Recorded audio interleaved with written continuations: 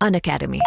Let's crack it. Hello everyone, मेरा नाम है विनय मिश्रा और आप देख रहे हैं अनअकैडमी पॉलिटेक्निक एग्जाम्स। आज का वीडियो जो होगा उन सबके लिए इंपॉर्टेंट होगा जो पॉलिटेक्निक करना चाहते हैं, क्योंकि आज के वीडियो में पूरा पॉलिटेक्निक का गुत्थे सुलझाने वाला हूँ, पूरा पोस्टमार्टम करने वाला हूं, यानी कि पूरा हर एक चीज बताऊंगा। पॉलिटेक्निक होता क्या है, पॉलिटेक्निक कौन कौन कर सकता है, पॉलिटेक्निक करने के बाद स्कोप्स कहाँ कहाँ पर है, कहाँ कहाँ पे आपको जॉब मिल सकती है, क्यों बेटर है 10th के बाद ही पॉलिटेक्निक करना, क्या सिलेबस होता है, एडमिशन प्रोसीजर क्या होता है, बेस्ट ब्रांचेस क्या होता है, यानी पूरा ए टू जेड अगर मैं बात करूं तो कंप्लीट बात करूंगा इस वीडियो में। इसलिए मैंने यहाँ पे टॉपिक दिया है ऑल अबाउट पॉलिटेक्निक, यानी पॉलिटेक्निक के बारे में आपको दोबारा वीडियो देखने की जरूरत नहीं पड़ेगी कि पॉलिटेक्निक होता क्या है। कंप्लीट प्रिपरेशन आपको मिल भी जाएगी यहाँ से और कंप्लीट इन्फॉर्मेशन आज हम आपको दे ही रहे हैं।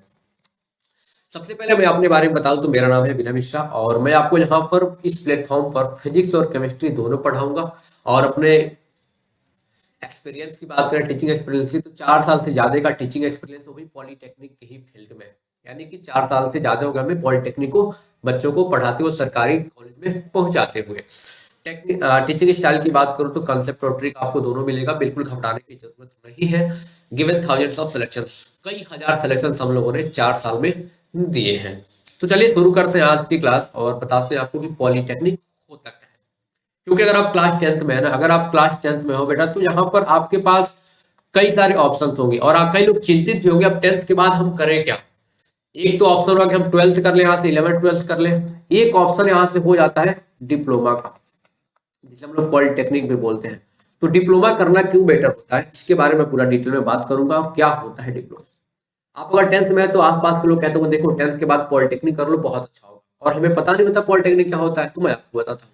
ठीक है, अब 10th के बाद एक पॉपुलर डिप्लोमा कोर्स होता है पॉलिटेक्निक, और जहां से आप अपने मनचाहे फील्ड, अपने इंटरेस्ट वाले फील्ड में अपना कैरियर बना सकते हैं। मान लो आपका इलेक्ट्रिकल बहुत मन है, ठीक है, तो 10th के बाद आप इलेक्ट्रिकल से डिप्लोमा कर लोगे, ठीक है, तो आपको इलेक्ट्रिकल की बहुत सारी जानकारी मिल जाएगी और उसमें आप अपना कैरियर बना सकते हो। सिविल में, कंस्ट्रक्शन में आपका बहुत मन लगता है तो सिविल इंजीनियरिंग से डिप्लोमा कर लोगे, ठीक है। ऑटोमोबाइल पार्ट्स, तो यहाँ से आप क्या कर सकते हो, यहाँ से आप मैकेनिकल का डिप्लोमा ले सकते हो। कंप्यूटर अगर बहुत ज्यादा आपका मन लगता है सॉफ्टवेयर और डेवलप करने में, आप यहाँ से कंप्यूटर साइंस इंजीनियरिंग कर सकते हो, समझ रहे हो। तो कहीं ना कहीं देखा जाए तो पॉली का मतलब होता है मेनी, पॉली का मतलब होता है मेनी, और टेक्निक का मतलब जानते हो टेक्निकल, यानी कि आपको टेक्निकल नॉलेज यहाँ पर पॉलिटेक्निक में दी जाएगी और अलग अलग फील्ड में, जिस फील्ड में आप जाना चाहते हैं। तो यही होता है पॉलिटेक्निक, पॉपुलर डिप्लोमा कोर्स होता है जो 10th के बाद आप कर सकते हैं। तो पॉलिटेक्निक के बारे में समझ में आ गया कि अगर टेक्निकल फील्ड में आप कदम रखना चाहते हैं तो 2 ऑप्शन आपके पास होते हैं। पहला ऑप्शन होता है कि 12th करके आप बीटेक कर लो, पहले 12th करो फिर बीटेक करो 4 साल का, तब आप टेक्निकल फील्ड में जाओगे। या फिर आपका एक और ऑप्शन है, सिर्फ 10th ही करो, 10th के बाद डिप्लोमा में जाओ, डिप्लोमा कर लो 3 साल का, और 3 साल के बाद जो 4 साल का बीटेक है डायरेक्ट आपको 3 साल में कंप्लीट हो जाएगा, सेकंड ईयर में एडमिशन मिलेगा, बीटेक भी आपका 3 साल में खत्म हो जाएगा। आप चाहोगे तो, आप चाहो मैं ग्रेजुएट होना चाहता हूँ या फिर और भी बड़े लेवल पर इंजीनियरिंग करना चाहता हूँ तो बीटेक कर सकते हो 3 साल में ही डिप्लोमा करने के बाद। तो 10th वाला बेस्ट ऑप्शन होता है, उसमें कोई डाउट नहीं है। यहाँ तक बात सब तो समझ में आ गई कि पॉलिटेक्निक होता क्या है। पॉलिटेक्निक एक जरिया है जो आपको डिप्लोमा कोर्स अलग विभिन्न विभिन्न क्षेत्रों में कराती है, डिप्लोमा प्रोवाइड करती है। क्लियर होगी बातें। अब बहुत सारे बच्चे सोच रहे होंगे सर एलिजिबिलिटी क्राइटेरिया क्या होगी, अगर मुझे पॉलिटेक्निक करना ही है तो मिनिमम एलिजिबिलिटी क्राइटेरिया की बात करें तो आपको 10th पास होने चाहिए, या फिर अगर इस बार 10th में हो, अगर आप इस बार 10th क्लास में है तो भी पॉलिटेक्निक का फॉर्म फिलअप कर सकते हैं। कुछ नहीं, मिनिमम 35% से आप पास होने चाहिए। देखो इस बार जो 10th में वो भी फॉर्म फिलअप कर सकता है और एडमिशन टाइम डॉक्यूमेंट वगैरह दिखाने पड़ते हैं, लेकिन अपीयरिंग में भी आप फॉर्म भर सकते हो। 10th पास है, मिनिमम 10th है, बाकी आप कितना भी कोई दिक्कत नहीं है। ये 3 ईयर डिप्लोमा की मैं बात कर रहा हूँ। अगर आप 12th पास के तो भी इसको कर सकते हैं, 3 ईयर वाला बहुत ही बेस्ट होता है। ठीक है, चलो यहाँ तक बात सबको समझ में आ गई होगी, मैं आशा करता हूँ कि क्या। और मिनिमम एज आपका 14 ईयर होना चाहिए, 14 ईयर्स बस, और ज्यादा एलिजिबिलिटी क्राइटेरिया कुछ है नहीं है। 10th पास होना चाहिए। अब मैक्सिमम कितना भी डिग्री उससे कोई मतलब नहीं, मिनिमम इतना। या फिर 10th में आप कोई सा अपीयरिंग में तो भी भर सकते हो फॉर्म। 35% आज के टाइम में जानते हो 35% मतलब नथिंग, लोग 80-90 पहुंच जा रहे हैं परसेंटेज, कोई दिक्कत नहीं है। मिनिमम एज 14 और मैक्सिमम आप जब तब तक करो, कोई दिक्कत नहीं है। ठीक है, 3 ईयर डिप्लोमा के लिए एलिजिबिलिटी क्राइटेरिया लगभग आपको समझ में आ गया होगा और पॉलिटेक्निक क्या होता है आपको समझ में आ गया होगा। अगर आप 11th 12th में भी है तो भी इस फॉर्म को भर सकते हैं, उसके बाद भी बहुत सारे मैक्सिमम बच्चे तो 11 12 बाद भी भरते हैं 3 ईयर डिप्लोमा के लिए और बहुत अच्छे से पॉलिटेक्निक करते हैं। तो आप ये भी काम कर सकते हो कि 11 12 के बाद भी भर सकते हो, बट मिनिमम जो क्राइटेरिया मैंने आपको बता रखे हैं वो 10th पास होने चाहिए, ठीक, या फिर अपीयरिंग में भी हो, डॉक्यूमेंट्स उसमें दिखाना पड़ेगा, 35% से 14 ईयर का एज मिनिमम होना चाहिए 3 ईयर डिप्लोमा के लिए, उसके बाद जितना भी हो। ये तो समझ में आ गया। अब आगे हम अगले स्लाइड पे बात करेंगे एडमिशन का प्रोसीजर क्या होता है। सर एडमिशन कैसे मिलता है पॉलिटेक्निक में? सर हमें तो कुछ पता ही नहीं है, आप यही सोच रहे हो ना, बहुत सारे बच्चे सोचते होंगे बस सुना है सर हमने पॉलिटेक्निक, बस सर हमने सुना है कि पॉलिटेक्निक क्या होता है, बट प्रोसीजर क्या होता है एडमिशन का? क्योंकि 4 साल का अनुभव बेटा, लगातार हम लोग इस फील्ड में काम कर रहे हैं तो एक एक चीज से वाकिफ है कि कहां पर कैसे क्या क्या होता है, कब क्या क्या होता है और कैसे करके आपको सरकारी कॉलेज पाना है और कैसे आपको उसके बाद भी कैरियर ऑप्शंस होंगे, वो सारी चीज हम लोग डिस्कस करते हैं अनुभव के आधार पे, ठीक है। तो एडमिशन प्रोसीजर की बात करें तो सबसे पहला जो स्टेप होता है बेटा वो होता है ऑनलाइन फॉर्म का। कोई भी आवेदन, कहीं भी आपको एडमिशन लेना तो भाई ऑनलाइन फॉर्म तो भरना पड़ेगा, आवेदन करना पड़ेगा, एप्लीकेशन फॉर्म।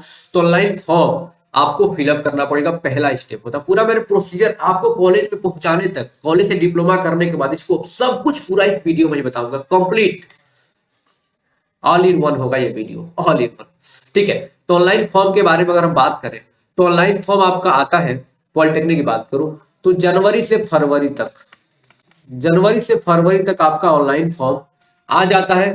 सिलेबस की बात करें, सिलेबस आपको बाबू मेनली जो होता है 9th और 10th के बेस पे, 3 ईयर डिप्लोमा की बात करो तो 9th और 10th बेस पे होता है, और कुछ एक्स्ट्रा भी होता है जिसको भी हम लोग कवर कराएंगे, टेंशन वाली बात नहीं। और सिलेबस की रही बात तो मैं सिलेबस का एक सेपरेट वीडियो बनाऊंगा, इसी चैनल पर मैं आपको अपलोड कर दूंगा, बता दूंगा कि सिलेबस में आपको किन किन टॉपिक से पढ़ना है, क्योंकि आपको पता है सिलेबस में आपको फिजिक्स, केमिस्ट्री और मैथमेटिक्स से क्वेश्चन आते हैं, एमसीक्यूज क्वेश्चन आते हैं।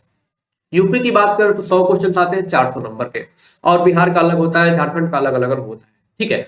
तो लेकिन सब में कॉमन क्या कि फिजिक्स केमिस्ट्री मैथ आता ही आता है। तो ये फिजिक्स केमिस्ट्री दोनों मैं यहाँ पर आपको पढ़ाऊंगा, और मैथ के एक सर है जो कि बहुत एक्सपर्ट है वो आपको पढ़ाएंगे, क्लियर होगी बातें। तो फिजिक्स केमिस्ट्री मैथ आता है 9th-10th लेवल का होता है, और कुछ ऐसे टॉपिक थोड़ा सा अलग लेवल का भी होता है, 11th 12th को थोड़े थोड़े बड़े टॉपिक्स होते हैं तो उसको हम लोग कवर करेंगे, टेंशन वाली बात नहीं है। और एक वीडियो सेपरेट में बनाऊंगा जिसमें बताऊंगा कि सिलेबस क्या क्या है, कौन कौन टॉपिक पूरी बारीकी से समझाऊंगा, कहां से कितने क्वेश्चन बनते हैं, किससे न्यूमेरिकल बनते हैं, कंप्लीट मैं बताऊंगा आपको, टेंशन वाली बात नहीं है। पहला ऑनलाइन फॉर्म भर दिया आपने, सिलेबस तैयारी करना हो, तैयारी मैं आपको बताऊं कैसे करना है, इस चैनल पे तैयारी करना है आपको, ठीक है। तो सिलेबस आपको अच्छे से समझ लेना है, जो कि अगले वीडियो में आपको डिटेल में समझाऊंगा पूरा सिलेबस। एग्जाम डेट की बात करें तो आपको मई से जून तक, मई से जून तक आपका एग्जाम होने का मैक्सिमम चांस होता है। रिजल्ट आपका एग्जाम के 1 महीने के अंदर ही अंदर आपका रिजल्ट आता है, ठीक है, जिसे हम लोग रैंक भी बोलते हैं, रैंक कार्ड आपका आ जाता है, कितना आपका रैंक बना है, क्योंकि यहाँ पर लाखों स्टूडेंट एग्जाम देते हैं, लाखों स्टूडेंट्स यहाँ पर एग्जाम देते हैं, तो यहाँ पर कंपटीशन भी ठीक ठाक ही होता है। वैसे कॉलेज के सीट वगैरह भी ठीक ठाक होते हैं, कोई दिक्कत नहीं, उस पर सेपरेट वीडियो हम लोग बात करेंगे, ठीक है। तो रैंक बनेगा आपका कि कितना रैंक, मान लो कि 1 लाख बच्चों ने फॉर्म भरा, मान लेते हैं ऐसा 1 लाख बच्चों ने फॉर्म भरा, तो आप कितने रैंक पर हो, आपका रैंक यहाँ पर शो करेगा और नंबर शो करेगा, कितना नंबर आपने आया, वो रिजल्ट होता है। रिजल्ट आने के बाद एक अगला जो प्रोसेस होता है काउंसलिंग प्रोसेस, जो कि अभी मैं डिटेल में डिस्कस करूंगा, क्योंकि जब तक आप काउंसलिंग प्रोसेस को नहीं जान पाओगे अच्छे से तब तक आप सरकारी कॉलेज, बहुत सारे बच्चों का नंबर रैंक बहुत अच्छा होता है, बट काउंसलिंग प्रोसेस पता नहीं तो कैसे काउंसलिंग करवाता है, ठीक है, करवाना है तो बच्चा क्या करता है, प्राइवेट कॉलेज चूज कर लेता है जहां पर फी बहुत ज्यादा लगता है, जो कि गवर्नमेंट कॉलेज में 10,000 में आपका डिप्लोमा हो जाएगा 1 साल का, लेकिन प्राइवेट में जाओगे 30-40 हजार लग जाएंगे। तो नॉलेज ना होने की वजह से ये दिक्कतें आती है। तो काउंसलिंग का प्रोसेस अभी मैं आपको, काउंसलिंग मतलब क्या होता है ना बाबू, आपके रैंक और नंबर के हिसाब से, आपके कैटेगरी के हिसाब से, आपके ब्रांच के कॉलेज के हिसाब से, कौन सा कॉलेज चूज करना चाहते हो उसके हिसाब से आपको कॉलेज मिलता है। मान लो आपका रैंक है 5,000, मान लेते हैं आपका रैंक है बाबू 5,000 रैंक है, तो आपने क्या करना है, आप यहाँ से क्या करोगे, आप यहाँ से कॉलेज फिल करोगे, अच्छा मेरे को ये, अच्छा ये तो गोरखपुर वाला कॉलेज चाहिए, लखनऊ वाला कॉलेज चाहिए, ठीक है, कानपुर वाला कॉलेज चाहिए, इटावा वाला कॉलेज चाहिए, मैनपुरी वाला हमें कॉलेज चाहिए, जहां जहां आप अपने हिसाब से कॉलेज चूज करोगे। अब अच्छा मुझे ये ब्रांच चाहिए सॉरी, इलेक्ट्रिकल, मैकेनिकल, सिविल, कौन सी ब्रांच चाहिए, तो आप कॉलेज भरोगे, ब्रांच भरोगे, ठीक है, अपने रैंक के हिसाब से। तो उसके हिसाब से आपको जो भी आपका रैंक होगा उसके हिसाब से आपको कॉलेज दिया जाएगा, उससे ही काउंसलिंग कहते हैं। क्योंकि काउंसलिंग को अभी मैं डिटेल में थोड़ा नीचे बात करूंगा अगले स्लाइड में, समझ लेना।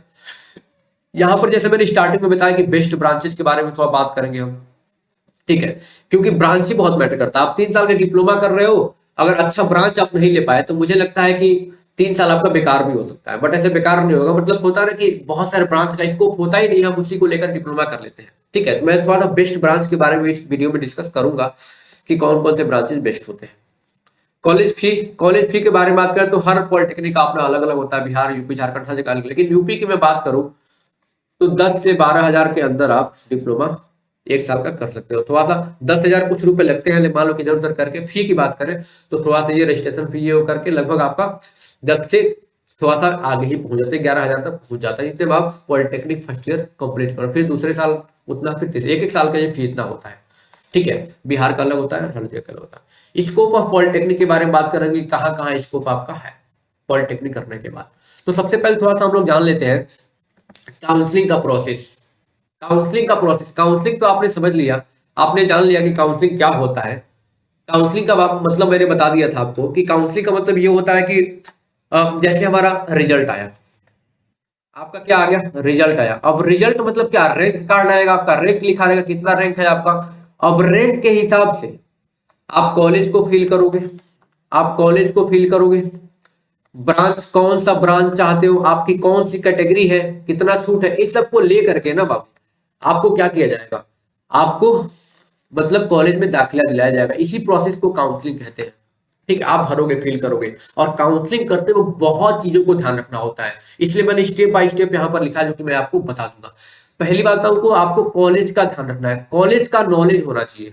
क्या बात है भाई, कॉलेज का नॉलेज आपके पास होना चाहिए कि कौन सा कॉलेज अभी टॉप में चल रहा है, कौन सा कॉलेज से प्लेसमेंट ज्यादा होता है। प्लेसमेंट का मतलब वहां कंपनियां आती है और लेके जाती है बच्चों को अपनी कंपनी में, और वहां से अच्छी उनकी जॉब लग जाती है, प्राइवेट जॉब। तो कॉलेज कौन सा फील करें, यूपी की बात करें तो लखनऊ वाला कॉलेज नंबर 1 पे आता है, फिर कानपुर वगैरह है। ठीक है, ये सब कॉलेज अच्छे अच्छे हैं।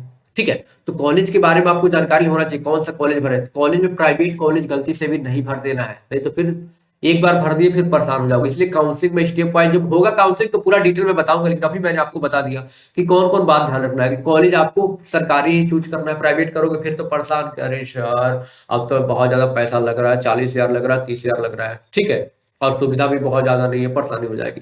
तो कॉलेज आपको अच्छे से पता होना चाहिए। ब्रांच के बारे में आपको बहुत डिटेल में पता होना चाहिए कि कौन से ब्रांच को हम फील करें सर। ठीक है, तीसरी चीज कि काउंसलिंग के राउंड के बारे में पता होना चाहिए कि एक नहीं मिनिमम तो 6 राउंड ऑफिशियली होता है, उसके बाद 9-10 राउंड तक ये पहुंच जाता है। ठीक है, तो बच्चे 1-2 राउंड काउंसलिंग करा के कॉलेज नहीं मिलता, शांत बैठ जाते, चलो हमें कॉलेज नहीं मिलेगा। तो काउंसलिंग जो होता है स्टेप वाइज बताऊं मैं, तो यहाँ पर जो है कि कई राउंड में काउंसलिंग होता है, कई राउंड में।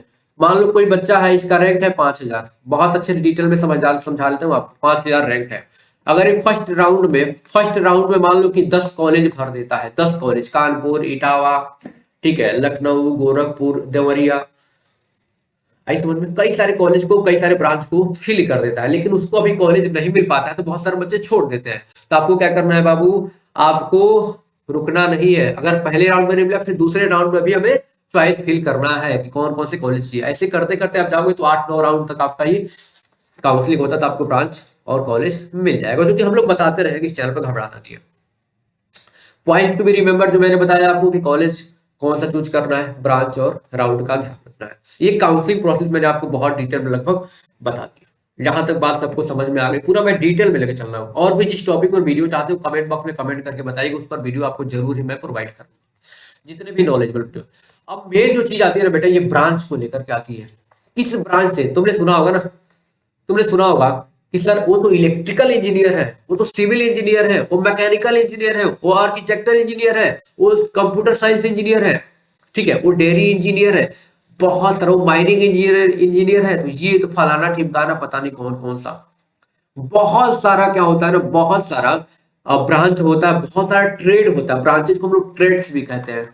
क्या बोलते हैं बेटा, ट्रेड्स भी बोलते हैं। यानी कितने ट्रेड्स है बाबू, तो मैं आपको बता दूं, अगर मैं ब्रांचेज का नाम ले लूं, ठीक है, तो कम से कम 1 घंटे का वीडियो हो जाएगा तो भी ब्रांच खत्म नहीं होगा, समझ। तो इतनी ज्यादा ब्रांचेज है, जैसे जैसे बहुत सारे लोग जानते होंगे, झारखंड की बात करूं, झारखंड में माइनिंग ब्रांच जो कि बहुत इंपॉर्टेंट होता है, यूपी में डेयरी वगैरह भी होता है जो कि बहुत ठीक ठाक होता है, ठीक है। और भी बहुत सारे ब्रांच है, केमिकल वगैरह हो गया, बहुत सारे ब्रांच है जो कि मतलब आप लोग जानते ही नहीं होंगे, ठीक है, इतने ब्रांच है। लेकिन उसमें से भी जो एवरग्रीन ब्रांच है, सदाबहार, जो एवरग्रीन ब्रांच है ना बाबू, जो सदाबहार गाने सुनते हो नहीं सुनते हो? हाँ सब सुनते हैं सदाबहार गाने, जो पुराने पुराने सिंगल्स है, मेलोडी सिंगर्स, ठीक है। तो ये एवरग्रीन जो गाने होते हैं उसी प्रकार जो कभी मतलब पुराने नहीं लगते हैं, कभी सुने तो मजा आ जाता है, दिल खुश हो जाता है, उसी प्रकार ऐसे एवरग्रीन ब्रांचेज है ना, जो मैंने यहाँ पे 4 लिखे हैं, जो कि बहुत ही इंपॉर्टेंट ब्रांच है, बहुत ही बेटर है। जैसे मैं सबसे पहले इलेक्ट्रिकल इंजीनियर की बात करूं तो देखो, अगर आपका मन अगर बहुत ज्यादा इलेक्ट्रिकल में लगता है, इलेक्ट्रिसिटी में लगता है, तो आप उसमें अपना कैरियर बना सकते हो इलेक्ट्रिकल ब्रांच लेकर के। अब यहाँ से आप आपका जो है ना private job plus government job दोनों में भी बहुत अच्छा खासा स्कोप होता है। इलेक्ट्रिकल इंजीनियर के पास कोई दिक्कत नहीं। सिविल की बात करें तो बाबू खासकर आपको अगर प्राइवेट सॉरी अगर आपको गवर्नमेंट कॉलेज में मतलब जॉब में जाना है, गवर्नमेंट सेक्टर में जाना है, तो ये सिविल का ना मतलब कि नंबर 1 पे आ जाता है इस समय, क्योंकि यहाँ से वैकेंसी खैर कभी कभार ही निकलती है, लेकिन निकलती तो कट ऑफ कम जाता है और वैकेंसी ठीक ठाक होती है इसमें, ठीक है। और मैकेनिकल की बात करूं तो ये 3 ऐसे एवरग्रीन ब्रांच है ना बाबू कि जो आपके सरकारी कॉलेज की सरकारी जॉब के लिए सबसे बेस्ट है। वैसे है तो बहुत सारा मैंने ब्रांच बताया, लेकिन एवरग्रीन में जो चलता है हमेशा ना electrical mechanical civil, electrical mechanical civil चलता है। डिप्लोमा के लिए बात कर रहा हूँ, लेकिन वही डिप्लोमा के बाद आप बीटेक कर लेते हो तो सबसे बेस्ट सीएसआईटी बन जाता है, क्योंकि कोई भी लोग बीटेक किसी भी ब्रांच से करें, जब उनको आईटी फील्ड में ही करना है, क्योंकि सब बहुत ज्यादा पैसा है। बट डिप्लोमा की बात करूं, इलेक्ट्रिकल मैकेनिकल सिविल जो 3 ब्रांच है ना, मतलब कि एवरग्रीन ब्रांच है, मतलब गजब का प्लेसमेंट है, प्राइवेट में भी सरकारी में भी गवर्नमेंट में भी बहुत गजब का प्लेसमेंट है। ये देख रहे हो आप इलेक्ट्रिकल मन है तो इलेक्ट्रिकल ये वाला कर लो भाई। सिविल में आपका कंस्ट्रक्शन में मन है, जैसे कि कंस्ट्रक्शन में यानी कि पीडब्ल्यूडी में भी आप बहुत आराम से जा सकते हो, आसानी से जा सकते हो। पीडब्ल्यूडी में बहुत आसानी से आप जा सकते हो अगर आप सिविल इंजीनियरिंग किए हो तो। जो सोचो कितना पैसा होता है वहां पे, और जेई बन जाते हो, गवर्नमेंट जेई बन जाते हो आप तो। बात समझ में आ गई? तो ये आपका ये भी बहुत अच्छा ब्रांच हो जाता है सिविल इंजीनियरिंग। कंस्ट्रक्शन होगा जो रोड का होता है या फिर सरकारी जो भी स्ट्रक्चर होती है वहां पर आप सिविल इंजीनियरिंग इंजीनियर का उपयोग किया जाता है। वो लोग मिलकर के बनाते हैं, कंस्ट्रक्शन करते हैं, करवाते हैं, ठीक है। इंजीनियरिंग अपना लगाते हैं, नक्शा बनाते हैं, ड्राइंग करवाते हैं, जो भी करते हैं। चलो मैकेनिकल अगर आपका हाँ मतलब कि मैकेनिकल मतलब देखो यहाँ पे ऑटोमोबाइल पार्ट की रिपेयरिंग या फिर मतलब कि कुछ टेक्निकल करना चाहते हो, कुछ अलग करना चाहते हो, आपका मन जुगाड़ में बहुत ज्यादा लगता है, ठीक है, उन सब चीजों के लिए mechanical engineering is the best. उसमें भी कोई यहाँ से भी आपको गवर्नमेंट और प्राइवेट सेक्टर दोनों में जाने का बहुत अच्छा स्कोप मिलता है। कंप्यूटर साइंस इंजीनियरिंग भी आप लोग कर सकते हो, कोई दिक्कत नहीं, ठीक है। ये भी बहुत आपका मन अगर सॉफ्टवेयर में लगता है, कंप्यूटर में लगता है बहुत ज्यादा, ऑनलाइन चीजों बहुत ज्यादा मन आपका लगता है, तो कंप्यूटर साइंस इंजीनियरिंग आप कर सकते हो। लेकिन यहाँ से प्राइवेट जॉब के तो बहुत अच्छा खासा चांस है, लेकिन गवर्नमेंट जॉब का नहीं। इसके बाद का ध्यान रखना। तो इसलिए ये जो ब्रांच है, बाकी बहुत सारे ब्रांच है, बट ये जो मैंने के लिए कुछ एवरग्रीन ब्रांच आपको लेकर के बता दिए। स्कोप बाबू देखो, स्कोप के बारे में बात करें, स्कोप कहाँ कहाँ पर है? स्कोप बहुत ज्यादा है, स्कोप बताया ना। तो पहली मैं बात करूं, पहला स्कोप तो बाबू इंडिया में तो है ही है, पहला स्कोप इंडिया में तो है ही है, फॉरेन में भी है। फॉरेन में भी इसका स्कोप है डिप्लोमा का, इस बात का ध्यान रखना। और फॉरेन में अच्छे खासे पैसे आपको मिल जाते हैं, प्राइवेट सेक्टर से आप जाते हो फॉरेन तो। और इंडिया में भी स्कोप की अगर बात करें, अगर स्कोप ऑफ पॉलिटेक्निक अगर मैं बात करूं तो देखो बाबू, प्राइवेट सेक्टर में भी काफी अच्छा स्कोप है और गवर्नमेंट सेक्टर में भी आपका काफी अच्छा खासा स्कोप होने वाला है। देखो सबसे पहले मैं गवर्नमेंट सेक्टर की बात करूं तो आप सेंट्रल देखो यहाँ लिखा central government jobs in India, जैसे कि एसएससी जेईई वगैरह दे सकते हो आप। स्टेट जेई, स्टेट गवर्नमेंट के लिए जेईई होता है, अगर बिहार से तो बिहार जेईई दे सकते हो, यूपी से हो तो यूपी ट्रिपल सी जेईई दे सकते हो, यूपी आर्मी नल। रेलवे में जाने का बहुत अच्छा ऑप्शन है, लोको पायलट वगैरह बनने का बहुत सारा ऑप्शन आपको मिल जाता है गवर्नमेंट जॉब में। ये गवर्नमेंट जॉब के ऑप्शन है, और भी बहुत सारे ऑप्शन है, बहुत सारे ऑप्शंस आपको मिल जाते हैं गवर्नमेंट सेक्टर में जाने का, डिप्लोमा करने के बाद, 3 डिप्लोमा करने के बाद। प्राइवेट सेक्टर में बात करें तो प्राइवेट सेक्टर में बहुत ज्यादा स्कोप है, बहुत सारी ऐसी कंपनियां हैं, मारुति सुजुकी हो गया, मदरसन हो गया, मैं बहुत सारी कंपनियों के बारे में बता सकता हूँ, ठीक है, जहां से आपको डेल्सो हो गया, बहुत सारी कंपनियां हैं, एमएनसी कंपनीज हैं, जहां पर आप जाकर के अपना कैरियर बना सकते हो, बहुत अच्छा खासा पैसा आप कमा सकते हो डिप्लोमा करने के बाद भी प्राइवेट सेक्टर में। और आप प्राइवेट सेक्टर में इंडिया में भी अच्छा कमा सकते हो और फॉरेन में भी आप जाके यानी अब्रॉड में भी जाके आप बहुत अच्छा खासा पैसा बना सकते हो। तो स्कोप तो बहुत है पॉलिटेक्निक करने का। और एक टॉपिक मैं इसमें ऐड करना चाहूंगा, समरी तो अब दिखाऊंगा, मैं आपको बताऊंगा, एक टॉपिक ऐड करना चाहूंगा, 10th बाद ही डिप्लोमा क्यों करें। इसके लिए मैंने बहुत सारे वीडियो बना रखे हैं, आप जाके देखेंगे, ठीक है, कि why diploma, why polytechnic after 10th, क्या बेनिफिट है। तो बहुत सारा बेनिफिट है, वो जाके जरूर देखना।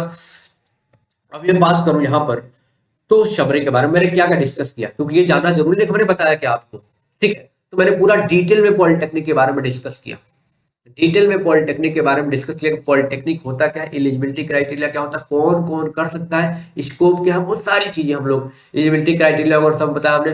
फिर एडमिशन का प्रोसीजर मैंने बता दिया कि कैसे आपको एडमिशन मिलता है, क्या क्या करना होता है। तो सबसे पहले ऑनलाइन फॉर्म भरना होता है, फिर एग्जाम देना होता है, पहले पढ़ना, एग्जाम से पहले पढ़ना भी होता है, ठीक है, पढ़ना होता है, फिर एग्जाम देना होता है, फिर आपका रिजल्ट आता है, फिर काउंसलिंग का प्रोसेस स्टार्ट होता है, आप कॉलेज और ब्रांच चूज करते हो, ठीक है, यानी काउंसलिंग करते हो, फिर उसके हिसाब से आपको कॉलेज मिलता है, वहां जाके आप पढ़ाई करते हो, ठीक है, एडमिशन कराते हो, और कॉलेज का फी वगैरह सब मैंने डिस्कस कर दिया था। यानी कंप्लीट इन्फॉर्मेशन आप पॉलिटेक्निक को लेकर के, क्या है पॉलिटेक्निक और सारी चीजें। अगर आपको वीडियोज अच्छी लगती हो तो कमेंट बॉक्स में कमेंट करके अपना समर्थन दीजिए, जरूर दीजिएगा, जिससे हम लोग को मोटिवेशन मिलता है कि हाँ हमारे कंटेंट को बच्चे पसंद कर रहे हैं, जिससे और भी अच्छा अच्छा कंटेंट हम आपको इस चैनल पर प्रोवाइड करा सके। और हाँ, चैनल को सब्सक्राइब जरूर करिएगा, बेल आइकन दबा के ऑल पर क्लिक करिएगा, ताकि आपको पूरी प्रिपरेशन और पूरी इंफॉर्मेशन आपको अनअकैडमी पॉलिटेक्निक एग्जाम्स पर मिलता रहेगा। Thank you so much and wish you all the best for your examination and future. Thank you. Unacademy. Let's crack it.